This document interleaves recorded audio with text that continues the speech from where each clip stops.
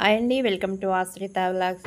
ఈరోజు మనం అతి ప్రాచీనమైన పురాతనమైన చాలా మహిమ గల ఆలయం చూద్దామండి. అదే గట్కేసర్కు అతి సమీపంలో ఉన్న ఏదులాబాదులో ఉన్న శ్రీ గోదాదేవి సహిత మన్నార్ రంగనాథ స్వామి ఆలయం. ఇది అతి ప్రాచీనమైనదండి. 650 సంవత్సరాలకు పూర్వం నిర్మించబడిందట. ఇక్కడ రాజగోపురం మీద శిల్ప సంపద అయితే అపూర్వం, 2 కన్నులు చాలవు. ఇక్కడ ఆలయం ముందు ఇలా షాపులో గాజులు, పూజకు కావాల్సిన సామానంతా ఉంది.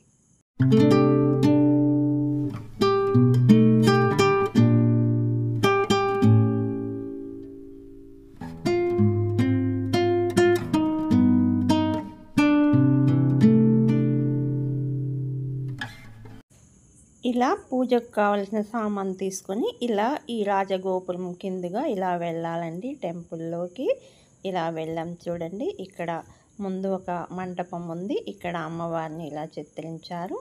పైన ఉన్న ఆ చిత్రాలు చూడండి, చాలా బాగున్నాయి.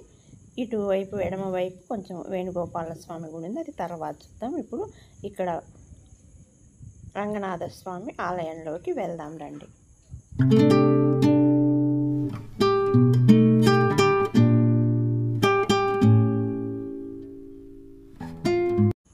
ఇలా లోపలికి వెళ్ళగానే ధ్వజస్తంభం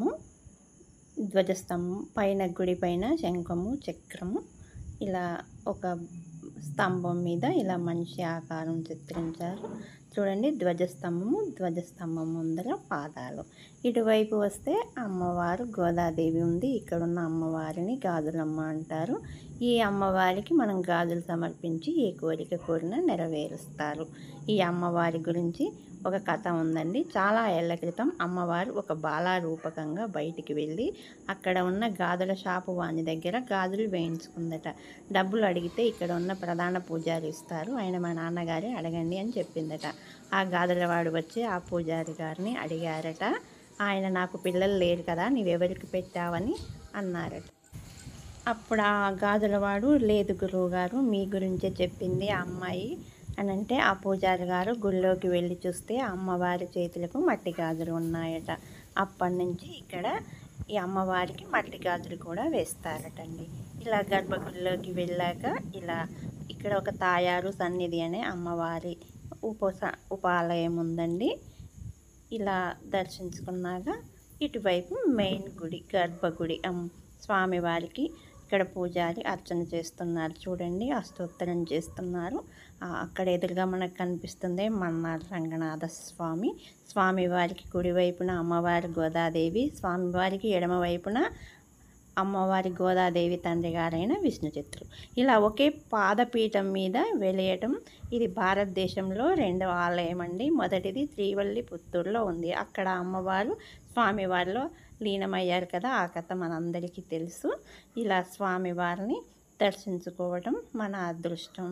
ఇలా ఇక్కడ ముడుపులు కూడా కడతారండి. ఆ ముడుపులు ఇలా అక్కడ ఉన్న పూజారి గారు ఎలా చేయాలో అన్నీ చూపిస్తారు. చూడండి.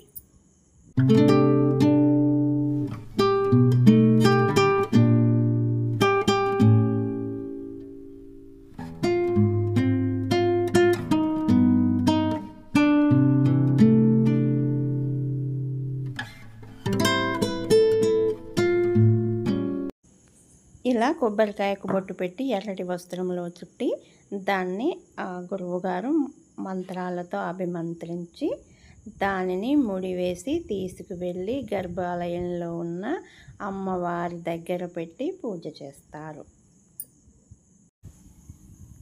ఇలా అమ్మవారి దగ్గర పెట్టి ఇలా పూజ చేస్తున్నారు. చూడండి, ఆ ముడుపును ఇలా పూజ చేసినాక దాన్ని తీసుకువచ్చి ఆలయం చుట్టూ 3 ప్రదక్షిణలు కానీ, 5 ప్రదక్షిణలు కానీ, 9 ప్రదక్షిణలు కానీ, 11 ప్రదక్షిణలు కానీ, మన ఓపికను బట్టి, మన ఇష్టాన్ని బట్టి ఇలా తిరుగుతారండి. ఇది గుడి చూడండి, చాలా బాగుంది. ఇది 650 సంవత్సరాలకు పూర్వం కట్టిన గుడి అండి. ఇది వైష్ణవ సంప్రదాయంలో కట్టారు. అందుకే కొంచెం ఇక్కడ ఉన్న ఆలయాల కంటే కొంచెం డిఫరెంట్గా ఉన్నాయి. ఇక్కడ ధనుర్మాసోత్సవాలు చాలా ఘనంగా చేస్తారండి. ధనుర్మాసోత్సవాలకైతే ఇతర రాష్ట్రాల నుంచి కూడా జనం చాలా వస్తారు. ఇక్కడ అమ్మవారి కళ్యాణం సంక్రాంతి నాడు అమ్మవారికి స్వామివారికి వైభవంగా కళ్యాణం చేస్తారండి. ఆ కళ్యాణం చూడటానికి మన 2 కళ్ళు చాలవేమోనండి, అలా అనిపిస్తుంది. ఆ యంత్రాన్ని మనకు మంత్రించి ఇచ్చిన ఆ ముడుపును తెచ్చి ఇక్కడ కడతారండి.